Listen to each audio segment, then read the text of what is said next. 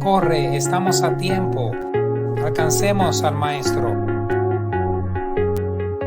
A continuación, presentamos el estudio de la lección de Escuela Sabática. Lección 2. Crisis de liderazgo. No olvides suscribirte al canal, darle like, activar las notificaciones y compartir este estudio. Cuando uno de los discípulos le preguntó a Confucio acerca de los ingredientes de un buen gobierno, éste le respondió: comida suficiente, armas suficientes y la confianza de la gente común. Pero supongamos que no tiene más remedio que prescindir de uno de esos tres. ¿A cuál renunciaría?, preguntó el discípulo. A las armas, dijo Confucio. Supongamos que luego se ve obligado a prescindir de uno de los dos que quedan. ¿A cuál renunciaría?, persistió su discípulo. A la comida, respondió Confucio. Desde hace mucho tiempo el hambre ha sido la suerte de todos los hombres, pero un pueblo que ya no confía en sus gobernantes está realmente perdido. De hecho, un liderazgo fuerte y confiable es lo que las personas quieren.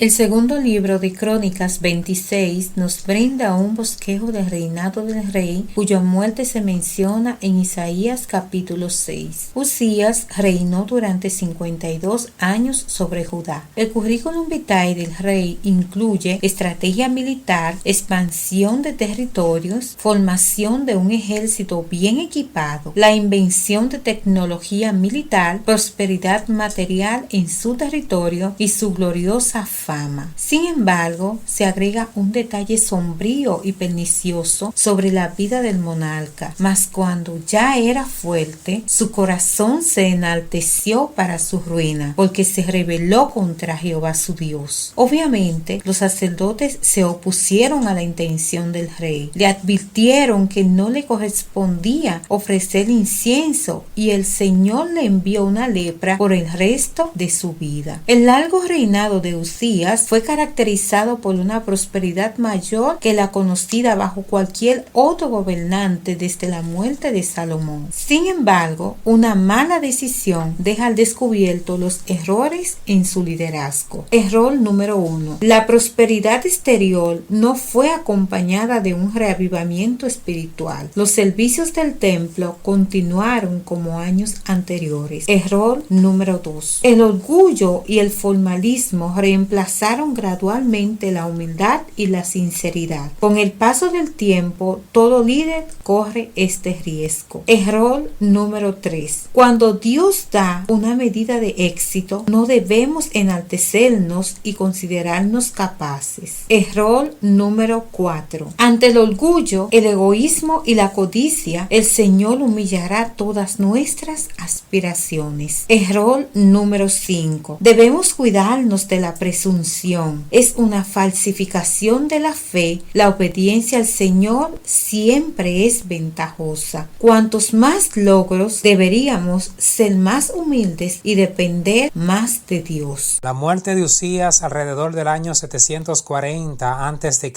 marca una gran crisis en el liderazgo del pueblo de Dios. Justo en el momento en que Tiglat-Pileser III había ascendido al trono de Asiria, unos años antes, en el 745 a.C., esta se había convertido en una superpotencia invencible y que amenazaba a todas las naciones del cercano oriente. El rey muere durante esta gran agitación política y en la que los asirios están en pie de guerra. Al ser llevado en visión, Isaías contempló la gloria resplandeciente de Dios sentado sobre un trono alto y sublime. Escuchó el cántico de los brillantes serafines encendidos que exclamaban las palabras Santo, Santo, Santo. Sintió el temblor sísmico del suelo y miró a través del remolino de humo que llenaba el templo. Y por lo tanto ahora Isaías ve que Dios tiene el control a pesar de los acontecimientos externos. Todos hemos estado en situaciones desalentadoras en la que desde fuera todo parecía perdido, en medio de crisis, de pérdida, muerte o enfermedad. Dios quiere mostrarnos su gloria y hacernos saber que Él todavía está en su trono y tiene el control. ¿Por qué el serafín usó un carbón encendido o ardiente del altar para limpiar los labios de Isaías? Para quitar su culpa y limpiar su pecado. El serafín explicó que al tocar los labios del profeta, su culpa y su pecado le fueron quitados. El pecado no se especifica, pero los labios representan no solo lo que se dice, sino también a toda la persona que lo pronuncia. El fuego es un agente de purificación porque quema la impureza. El serafín usó un carbón del fuego especial y sagrado del altar que Dios mismo había encendido y que ardía perpetuamente allí. El serafín santificó y purificó a Isaías. En el santuario o templo, la razón principal para tomar un carbón del altar era encender el incienso. Pero en Isaías 6, el serafín aplica el carbón a Isaías, no al incienso, mientras que Uzías quería ofrecer incienso. Isaías se volvió como incienso. Así es como el Señor enciende al profeta para difundir un mensaje santo. Dios estaba preparando a Isaías para llevar este mensaje santo a un pueblo cargado de maldad, así purificarlo y santificarlo como lo hizo con Isaías. Isaías respondió: heme aquí, envíame a mí. Luego de ser purificado, Isaías respondió de inmediatamente al llamado de Dios como su representante para ser enviado en su nombre. En términos neotestamentarios, a Isaías se le habría llamado apóstol, es decir, uno que es enviado. Isaías recibió el llamado como profeta antes de los acontecimientos del capítulo 6. Dios le dio ánimo a Isaías en el templo. En el templo hay respuesta a nuestras preguntas. El salmista no entendía por qué el impío prosperaba, pero cuando entró en el santuario se dio cuenta de cuál era el fin del impío. Cuando Dios volvió a enviar a Isaías, ¿por qué le dio al profeta un mensaje tan extraño para llevar a su pueblo? El asunto aquí es que Dios está trabajando sobre la base de la decisión de un pueblo obstinado, escéptico y secularizado que no quiere oír y no quiere ver. Entonces el Señor ordena: agrava sus oídos, ciega sus ojos para que su corazón no entienda, ni se conviertan y no haya sanidad para ellos. Es como cuando un padre repetidas veces le dice a un hijo: no hagas esto o aquello, y el hijo persiste en cometer repetidas veces los mismos errores. Cada vez que rechazamos el llamado de Dios, estamos acarreando ceguera y sordera voluntaria. En los tiempos de Cristo, las personas habían llegado a la misma situación. Por eso Jesús cita las palabras del profeta Isaías: Dios no quiere que ninguno perezca. Por eso envió a Isaías al pueblo de Judá y a Jesús al mundo entero. El asunto es que mientras algunos responden positivamente a su llamado, otros se vuelven más obstinados en su resistencia. Aún así, el Señor le brinda a cada persona la oportunidad de elegir y de una advertencia adecuada, aun cuando terminen eligiendo la destrucción. En tu experiencia con el Señor, ¿alguna vez has sentido que tu corazón se endureció a la voz del Espíritu Santo? Piensa en lo que causó. No acaricies el pecado encubriéndolo. Al hacerlo, corres el riesgo de endurecer tu corazón. Confiésalo y apártate del pecado para que la misericordia de Dios te alcance. Como Isaías, nos ha tocado recibir el llamado de Dios en un momento crítico de la historia. Pero como a Isaías, el Señor nos ha dado evidencias de que todavía tiene el control y quiere prepararnos para cumplir con la misión a la que nos ha enviado. El Señor nos ha dado dones y talentos para hacer que su obra avance como lo hizo con el rey Uzías. Pero quiero decirte que el trágico final de Uzías no tiene por qué ser el nuestro. En Jesús tenemos lecciones de humildad. La obra de Dios necesita líderes de fe, líderes que sientan su incapacidad para que la misma los lleve a depender más del Señor